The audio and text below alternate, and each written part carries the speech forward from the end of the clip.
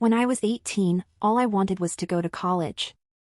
I had dreams, ambitions, and a plan to make something of myself.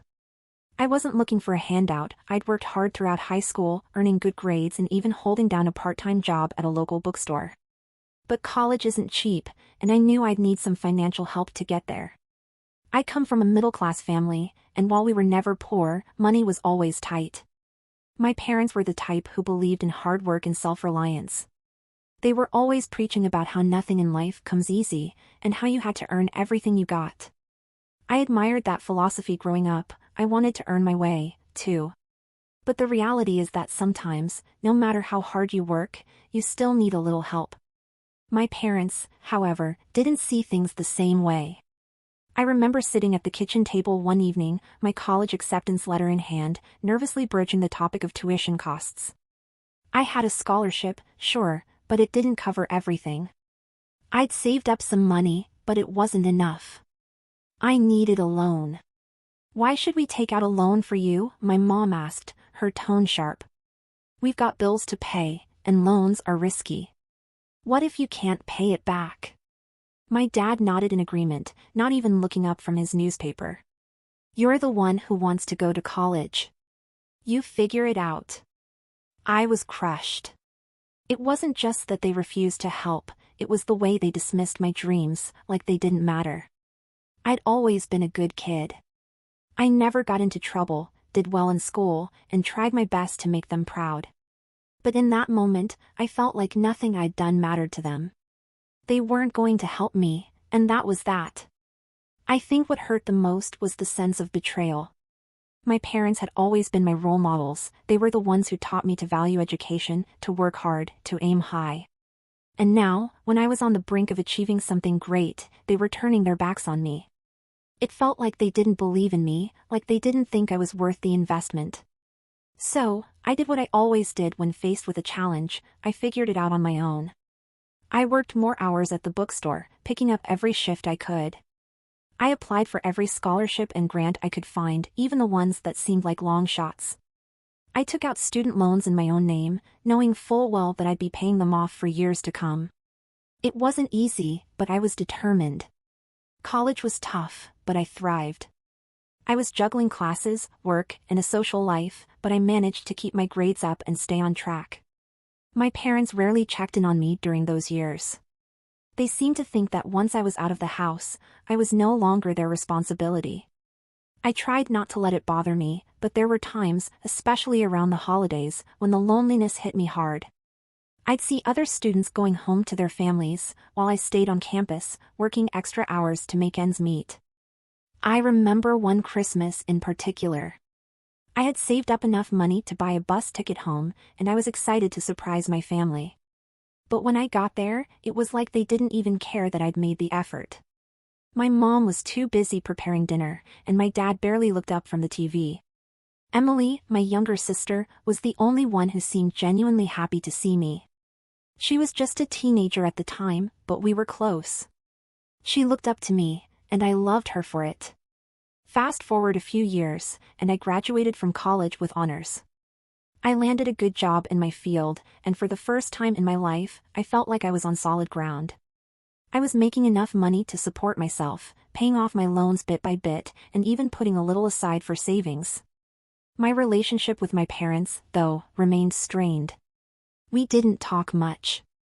They never asked about my life, my job, or how I was doing. I didn't go home for holidays. It just felt too awkward, like there was this huge unspoken tension between us. I threw myself into my career. I was determined to prove to myself, and to my parents, that I could make it on my own. I worked long hours, took on extra projects, and climbed the corporate ladder faster than I'd expected. I was proud of what I'd accomplished, but there was always this nagging feeling that something was missing. I wanted to share my successes with my family, to show them that I was worth believing in. But every time I reached out, the conversation was stilted, awkward. It was like we were strangers. Then, one day, out of the blue, I got a call from my mom.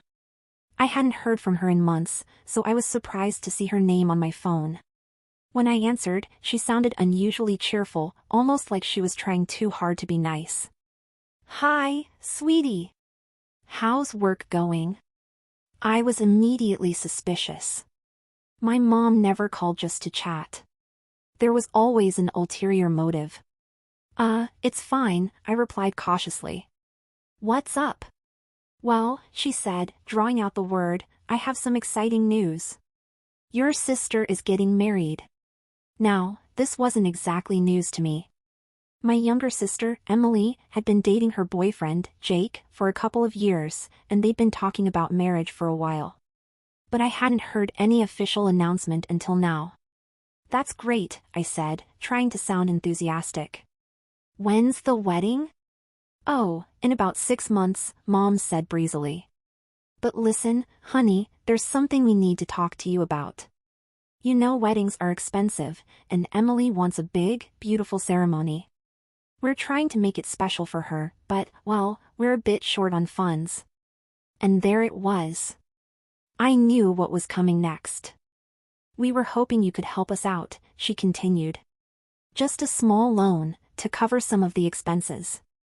We'd pay you back, of course, as soon as we can. I couldn't believe what I was hearing. After everything I'd gone through, after they refused to help me with my college expenses, they had the nerve to ask me for money to pay for my sister's wedding? I took a deep breath, trying to keep my voice steady. Mom, do you remember when I asked you and Dad for help with college? I wasn't asking for a gift, just a loan, and you both said no. You told me to figure it out on my own. There was a long pause on the other end of the line. When my mom finally spoke, her tone was defensive. That was different. College isn't a necessity. It was your choice to go. A wedding is a once-in-a-lifetime event. Emily deserves to have her special day. I couldn't believe what I was hearing. So, college wasn't important, but a lavish wedding is? Do you hear yourself right now? Mom sighed, clearly getting annoyed. This isn't about you, it's about your sister. Can't you just be happy for her and help out a little? I was beyond angry at this point. No, Mom, I can't. I'm still paying off my student loans because you refused to help me. I'm not going to put myself in more debt to fund Emily's wedding. If you want to take out a loan, that's your choice. But don't expect me to bail you out. Mom started to say something else, but I cut her off. I've got to go, I said, and hung up the phone. I was fuming. How could they be so selfish? How could they prioritize a wedding over my education? I tried to calm down, telling myself that I'd done the right thing by standing up for myself. But it wasn't easy. The whole situation brought up all the old feelings of hurt and betrayal that I thought I'd moved past. I didn't sleep well that night. I kept replaying the conversation in my head, thinking of all the things I could have said, all the arguments I could have made. But deep down, I knew it wouldn't have made a difference. My parents had made up their minds a long time ago about what was important to them, and I wasn't part of that equation. A few days later, I got another call, this time from my sister. I almost didn't answer, but I figured I should at least hear her out. Hey, I said, trying to keep my tone neutral. Hey, she replied, sounding hesitant. Mom told me what happened. She said you refused to help with the wedding. I bristled at her words. Yeah, I did. I'm not going to take out a loan to pay for something I don't even get a say in. Especially after Mom and Dad refused to help me with college. Emily sighed. I get that you're still upset about that, but this is different. This is my wedding. I want you to be a part of it. I felt a pang of guilt. I loved my sister, and I wanted her to be happy. But I also couldn't ignore the fact that she was asking me to do something that would put me in a difficult position.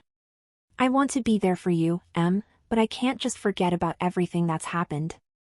Mom and Dad have always treated us differently, and it's not fair. There was a long silence on the other end of the line. When Emily finally spoke, her voice was quiet. I know they've been tough on you. I've seen it, too. But I was hoping that maybe, just this once, you could put that aside. For me. I closed my eyes, feeling torn. I didn't want to let my sister down, but I also didn't want to compromise my own principles. I can't do it, Em. I'm sorry. I can't. Emily didn't respond right away. When she did, her tone was colder than I'd ever heard it. Fine. If that's how you feel, then maybe it's better if you don't come to the wedding at all. Her words hit me like a punch to the gut. What? You're uninviting me because I won't pay for it? I'm not uninviting you, she said, though her tone suggested otherwise. But if you're not going to support me, then I don't see the point in you being there. I didn't know what to say. I felt like I was being backed into a corner, forced to choose between my own financial stability and my relationship with my sister. But in the end, I knew I had to stand my ground. Okay, I said quietly. If that's how you feel, then I won't come. I hung up the phone, feeling a mix of anger, sadness, and something else, something like relief. I was hurt, of course. Emily was my sister, and the thought of missing her wedding was painful. But I also knew that I couldn't keep sacrificing my own well-being to please others. I'd done that for too long, and it was time to start looking out for myself. The weeks leading up to the wedding were strange. I didn't hear from Emily again, and my parents didn't call either. It was like they'd all decided that I didn't exist anymore. I kept telling myself that I'd made the right decision, but there were moments when I doubted myself, when I wondered if I should have just sucked it up and gone along with their demands. But deep down, I knew that would have only made things worse. On the day of the wedding, I tried to keep myself busy. I went for a long run, did some errands, and tried to distract myself from the fact that my sister was getting married and I wasn't there. But as the day went on, the reality of the situation hit me harder and harder. I ended up sitting on my couch, staring at my phone, wondering if I should call anyone, to talk about what I was feeling. But I didn't. I just sat there, feeling more alone than I had in a long time. That night, I couldn't sleep. I kept thinking about the wedding, about what I was missing, about the way my family had cut me out of their lives. It was a lonely, painful night, and by the time morning came, I felt completely drained. I had to go to work, but I could barely muster the energy to get out of bed. I went through the motions, but my heart wasn't in it. A few days after the wedding, I got a call from my aunt, one of the few relatives I was still close with. She told me that the wedding had gone off without a hitch, but there had been some drama with my parents. Apparently, Emily had gotten into a huge argument with them just before the ceremony because they hadn't paid for everything they promised. They'd ended up being uninvited from the reception, and Emily hadn't spoken to them since. I was shocked. Wait, they didn't go to the reception? Why? They didn't pay for the flowers, my aunt said. Or the photographer. Or half the other things they promised. Emily was furious. I couldn't believe it. My parents had refused to help me with college because they didn't want to take out a loan, but they'd promised my sister all these things for her wedding and then didn't follow through? It was like a bad joke. I don't know what to say, I said finally. I'm so tired of all this. I know, sweetie, my aunt said gently. I know. But I wanted you to know that it wasn't your fault. You did the right thing by standing up for yourself. Don't let them make you feel guilty. I thanked her and hung up, feeling a strange sense of closure. For the first time in a long time, I didn't feel guilty about my decision. I didn't feel like I was the villain in the story. I'd done what I had to do to protect myself, and that was okay. Over the next few months, things slowly started to change. Emily reached out to me, apologizing for the way she treated me. She told me about the fight with our parents, and how she realized that they'd been unfair to both of us.